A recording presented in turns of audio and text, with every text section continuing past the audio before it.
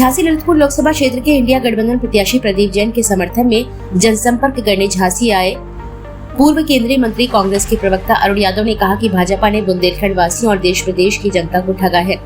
झूठे वादे करके सत्ता में आकर जनहित का कोई कार्य नहीं किया। उन्हें 4 जून को सत्ता में बैठे भाजपा का अहंकार टूट जाएगा।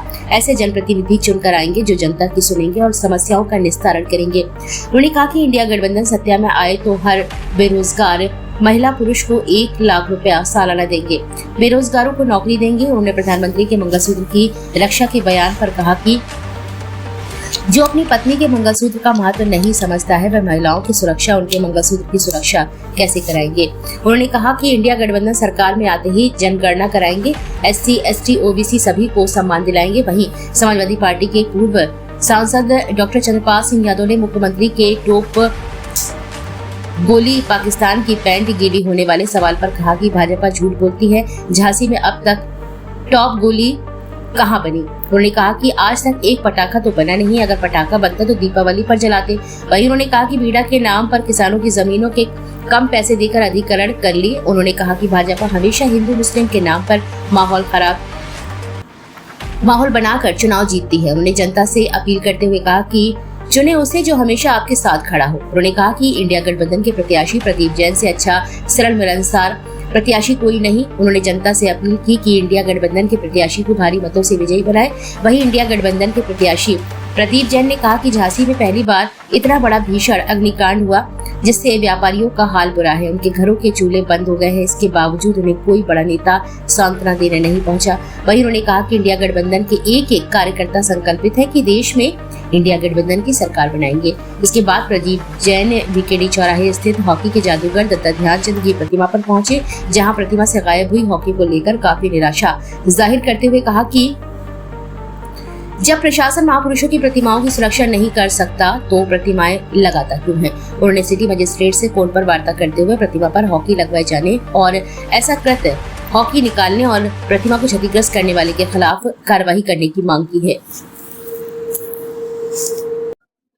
कांग्रेस महागठबंधन और हमारे अलायंस पार्टीज ने एक ऐसा मजबूत मैनिफेस्टो तय किया है जिसमें हर वर्ग को अपने मजबूत करने का काम किया।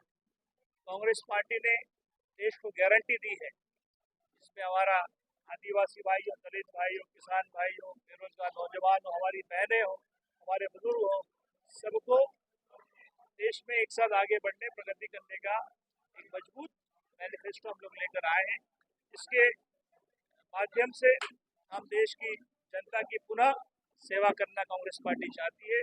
उसी संदर्भ में समूचे लोकसभा क्षेत्र के पूरे देश भर में हम लोग प्रेस कॉन्फ्रेंस कर रहे हैं और जो मैनिफेस्टो हमारा है उसके बारे में प्रेस के साथियों से, जनता से चर्चा कर रहे हैं।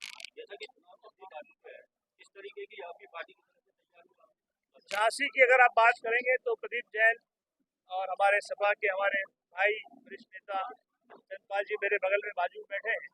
अलायंस पार्टनर्स सपा और कांग्रेस मिलकर उत्तर प्रदेश में चुनाव लड़ रही है और बहुत मजबूत स्थिति में हम लोग हैं।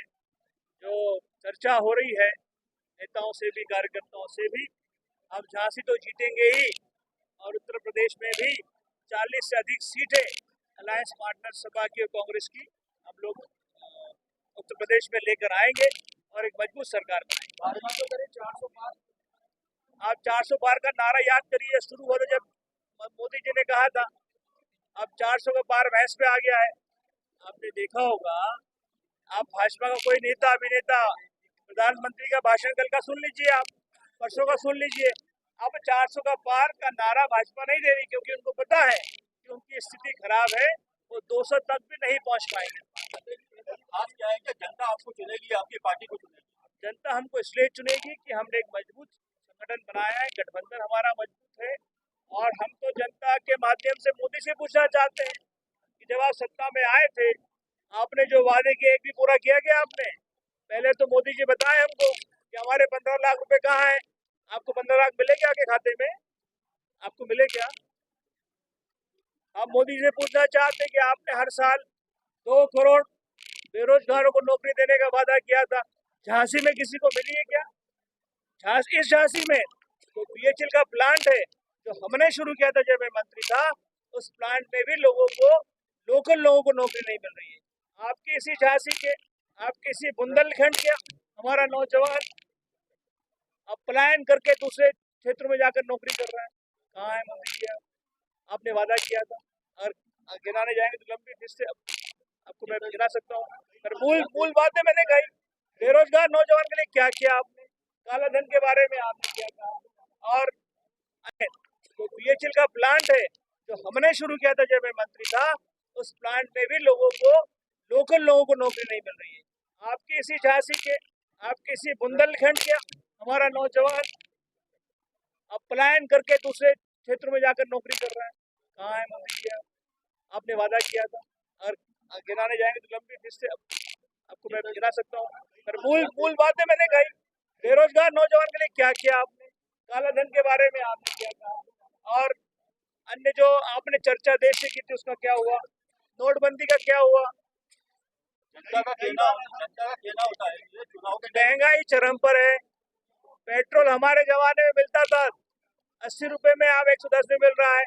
600 का सिलेंडर 1200 का हो गया है। कई बार ऐसा देखने को मिलता है अडानी और अंबानी ये चर्चाओं में अक्सर बने रहते हैं। बनना चाहिए। आपकी सरकार जिन प्रदेशों में है, अगर ऐसा लगता है कि वो गड़बड़ करते हैं क्यों नहीं उनके ऊपर भाई अडानी अंबानी का नाम तो नरेंद्र मोदी जी ने परसों लिया था, उन्हें कहा टेम्पो भर के पैसे हमको मिले हैं, तो जांच क्यों नहीं हो रही है?